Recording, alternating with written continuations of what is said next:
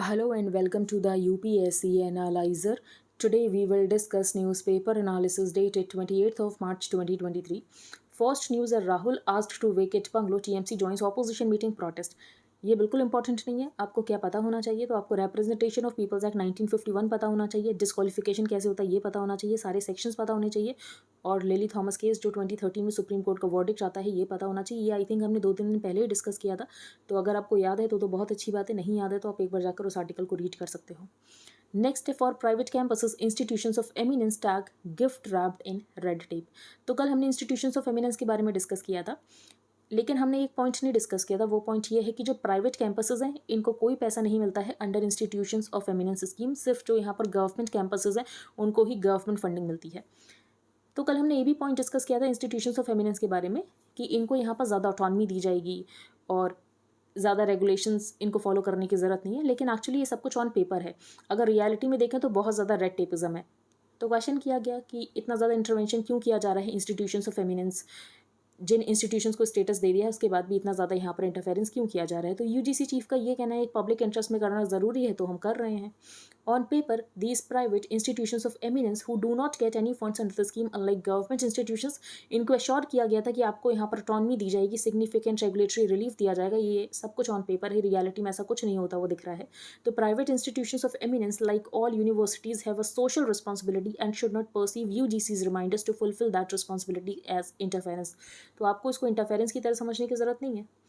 Next है for pension panel a red line turning clock back on reforms. तो आपको यहाँ पर ओपीएस पता होना चाहिए, एनपीएस पता होना चाहिए। ओपीएस क्या है? Old pension scheme. Old pension scheme क्या हुआ करती थी? तो जो भी यहाँ पर लास्ट ड्रॉन सैलरी है उसका 50% पेंशन की तरह मिला करता था। जो यहाँ पर एम्प्लॉय है उसको कोई भी कॉन्ट्रीब्यूशन करने की ज़रूरत नहीं पड़ती थी। फिर उसके बाद लेकर आया जाता है नेशनल पेंशन सिस्टम, या इसको न्यू पेंशन स्कीम इसको ही कहते हैं। तो इसमें एम्प्लॉय कुछ कंट्रीब्यूट करता है एंड गवर्नमेंट इक्वल कंट्रीब्यूशन करती है। 2019 में गवर्नमेंट ने अपने कंट्रीब्यूशन को 14% कर दिया था।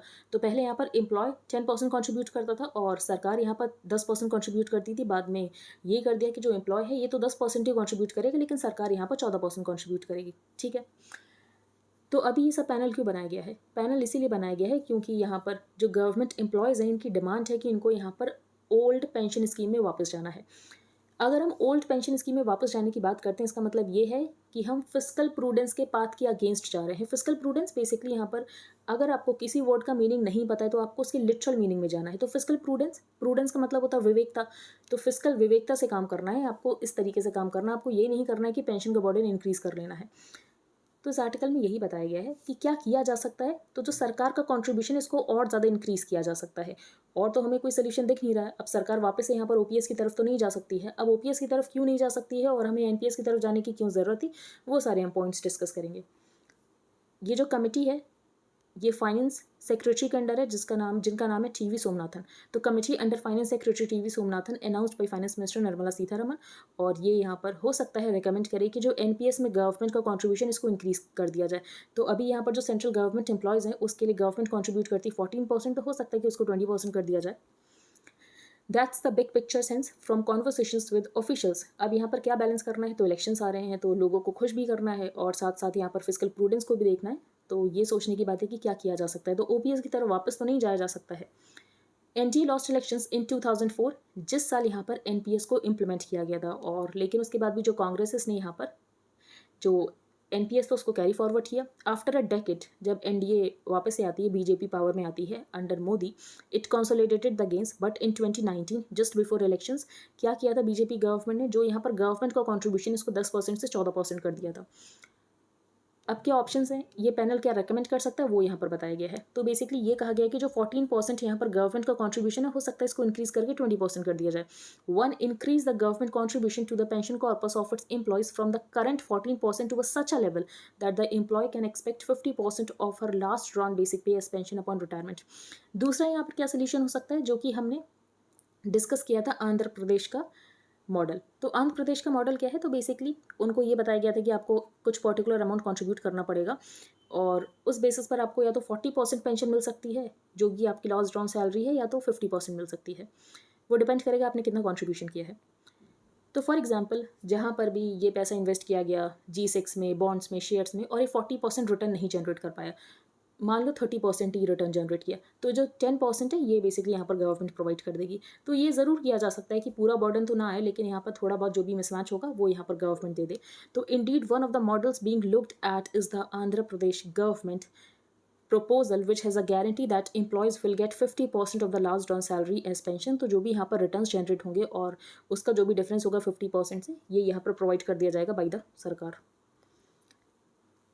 अब यहाँ पर 4 गुड रीजंस क्या थे कि गवर्नमेंट ने यहाँ पर पेंशन सेक्टर रिफॉर्म लिया। तो पहला, ये लोगों का लाइफ स्पैन इंक्रीज हो रहा था। पहले लोग, फॉर एग्जाम्पल, पहले लोगों की अगर लाइफ एक्सपेक्टेंसी 70 थी, तो अब लोग अगर 80 ईयर्स तक जी रहे हैं, तो उसका मतलब ये है कि 20 साल तक आप उनको पेंशन देना पड़ेगा। तो with increasing life span pension bills balloon कर रहे थे, और जिसकी वजह से यहाँ पर जो सेंटर और स्टेट की फाइनेंसेज हैं इनके ऊपर रिस्क आ रहा था।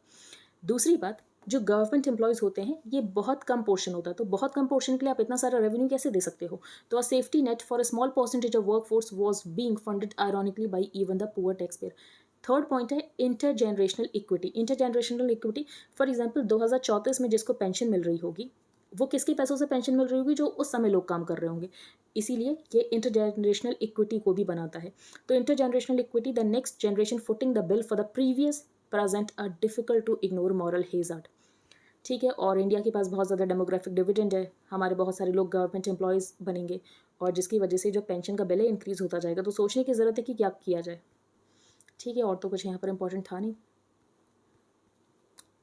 ये इंपॉर्टेंट नहीं है, लेकिन आपको नेताजी के बारे में ज़रूर पता होना चाहिए। तो आपको क्या करना है, आपको यहाँ पर नेताजी के बारे में पढ़ लेना है, जो भी फैक्ट्स हैं। यहाँ पर ग्रेट एस्केप बताया गया है। तो ग्रेट एस्केप बेसिकली ये जो आपको दिख रही है हिस्टोरिक कार, इस कार में नेताजी ने ट्रैवल किया था फ्रॉम कैलकाटा टू गोमो इन 1941, और इसको ग्रेट एस्केप भी कहते हैं। इंपॉर्टेंट नहीं है, लेकिन इनके बारे में फैक्ट्स ज़रूर इंपॉर्टेंट है। आपको आईएनए के बारे में पता होना चाहिए। आई थिंक 1-2 साल पहले ही आईएनए के कुछ मेंबर्स दिए गए थे, और क्वेश्चन ये था कि ये किससे एसोसिएटेड थे। तो ऐसे क्वेश्चन आते हैं, आपको पढ़ना चाहिए।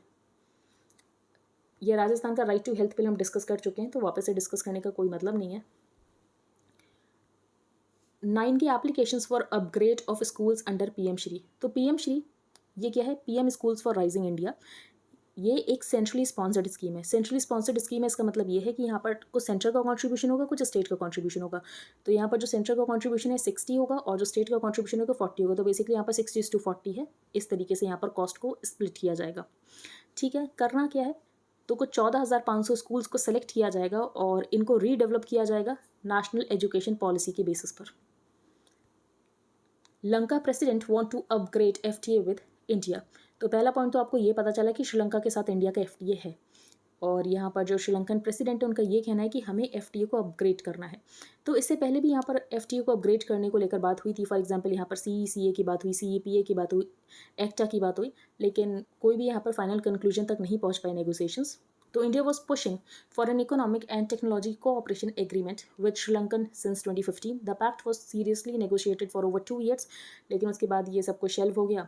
फिर ECTA भी यहाँ पर करने की कोशिश की, ये भी यहाँ पर शेल्व हो गया, क्योंकि श्रीलंकन का कंसर्न ये था कि जो इंडियन IT प्रोफेशनल्स ये टेक ओवर कर लेंगे इनके कंट्री को। हमने एक कंट्री के साथ ECTA साइन किया था, अगर आपको पता है then please tell me in the comment section. ECTA important हो सकता है। नेक्स्ट है अ टैक्सिंग मैटर। तो ये आर्टिकल किस बारे में है, तो हमने 3 दिन पहले डिस्कस किया था डेट म्यूचुअल फंड्स के बारे में, कि डेट म्यूचुअल फंड्स में जो लॉन्ग टर्म कैपिटल गेंस होगा उसमें इंडेक्सेशन का बेनिफिट नहीं मिलेगा। ठीक है, तो बेसिकली ऑथर का ये कहना है कि आप ये जो कर रहे हो इसकी वजह से यहाँ पर जो कॉरपोरेट्स हैं उनको डेट लेना मुश्किल हो जाएगा। From April 1, investors in debt mutual funds can't avail the benefit of indexation. Indexation का क्या मतलब होता है, तो बेसिकली इंडेक्सेशन का मतलब ये होता है कि इन्फ्लेशन के साथ एडजस्ट करना। ठीक है, सिर्फ इतना ही मतलब होता है कि जो कॉस्ट है उसको इन्फ्लेशन के साथ एडजस्ट करना। तो from April 1, investors in debt mutual funds can't avail the benefit of indexation for calculation of long term capital gains. These investments will now be taxed at income tax rate, जो कि applicable होते हैं to an individuals tax slab. Indexation जो कि अभी तक debt fund investors को offer किया जाता था अगर इन्वेस्टमेंट को रिडीम किया जाता है आफ्टर 36 मंथ्स।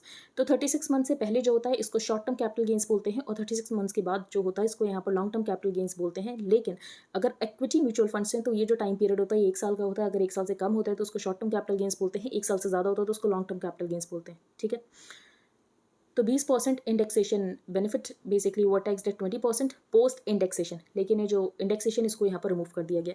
तो ऑथर का यही कहना है कि इसकी वजह से यहाँ पर बॉन्ड मार्केट में पैसा चैनलाइज करना बहुत मुश्किल हो जाएगा, और इसके अलावा यहाँ पर जो कॉर्पोरेट्स हैं इनको यहाँ पर पैसा नहीं मिल पाएगा। तो this will possibly affect flows to the corporate bond market and thus demand for corporate debt is likely to be impacted. ये यहाँ पर ऑथर का कहना है। नेक्स्ट है बियॉन्ड आफ्सपा।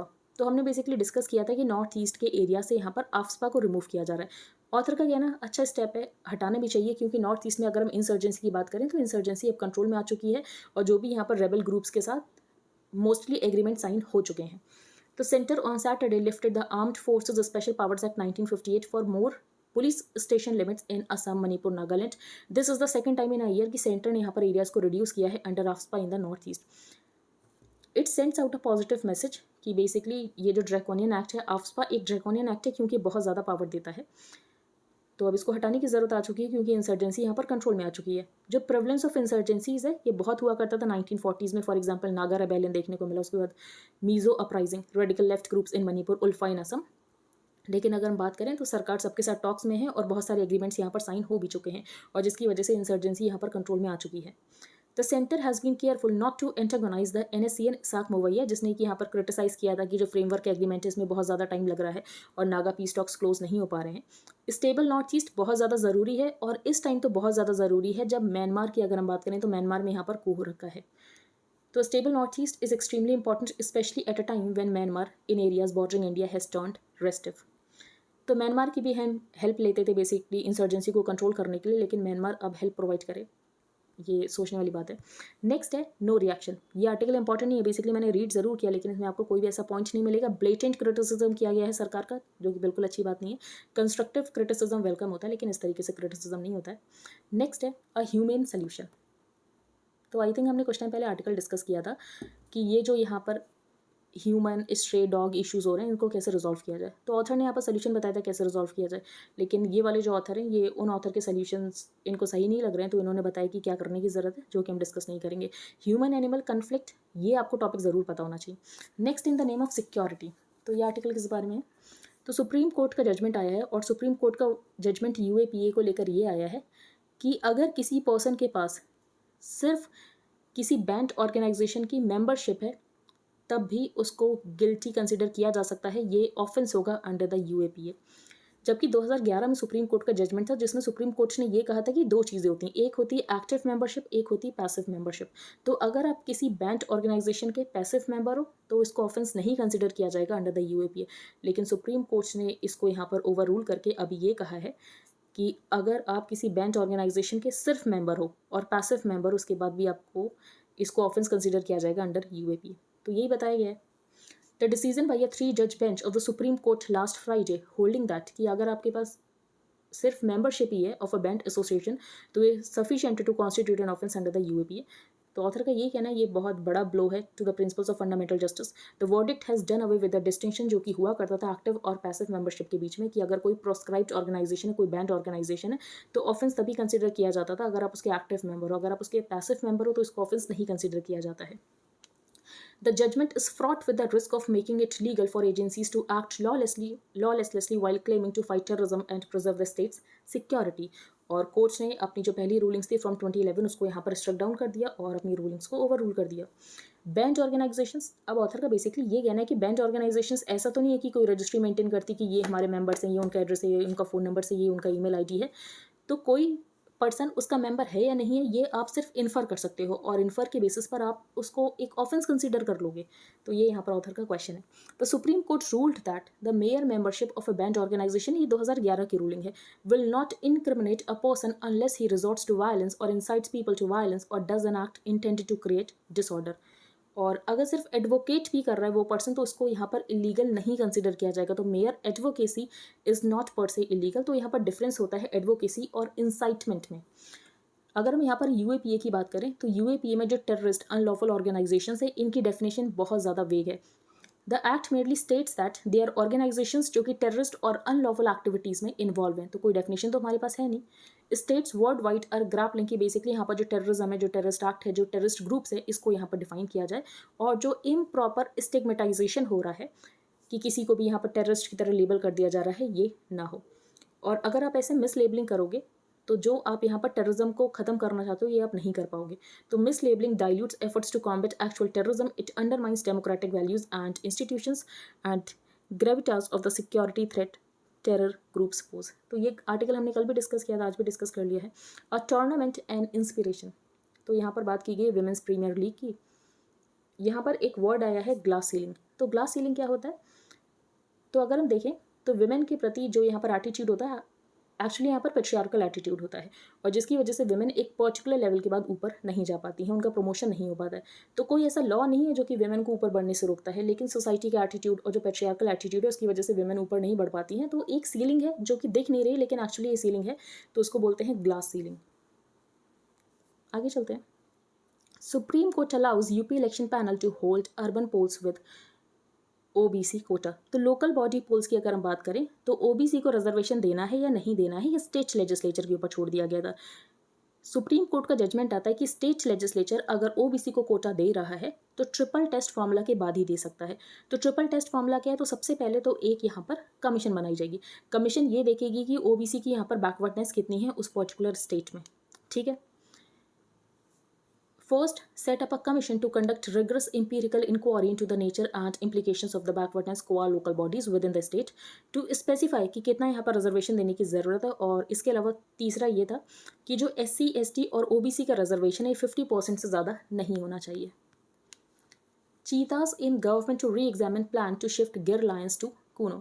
तो ये बहुत पहले भी ऐसा गवर्नमेंट सोच रही थी कि जो गिर लायंस है इनको यहाँ पर कूनो में शिफ्ट कर दिया जाए, उसके बाद कूनो में यहाँ पर चीता लेकर आ गए। तो वापस से गवर्नमेंट सोच रही है कि यहाँ पर एक्सपर्ट कमेटी को बोला जाए कि आप री एग्जामिन करो क्या यहाँ पर गिर लायंस को कूनो में शिफ्ट कर सकते हैं। नेक्स्ट चीता डाइज ऑफ इन्फेक्शन। तो एक चीता यहाँ पर मर गया, तो cheetah dies of infection picked before translocation from Namibia. तो आपको यहाँ पर चीता के बारे में पता होना चाहिए, अफ्रीकन चीता के बारे में पता होना चाहिए, एशियाटिक चीता के बारे में पता होना चाहिए। एशियाटिक चीता कौन से कंट्री में ये पता होना चाहिए, इंडिया के पास जो पहले चीता था वो कौन सा चीता था, ये सारे डिफरेंस पता होना चाहिए। NTCA पता होना चाहिए, प्रोजेक्ट टाइगर पता होना चाहिए, बाकी ये कुछ नहीं पता होना चाहिए। आगे है डे लाइट सेविंग टाइम। तो डे लाइट सेविंग टाइम क्या होता है? तो बेसिकली जो क्लॉक्स होते हैं उनको आगे या पीछे कर दिया जाता है। तो day light saving time is the practice of setting the clocks forward 1 our from the standard time during the summer, और वापस से ऑटम में उसको पीछे कर दो।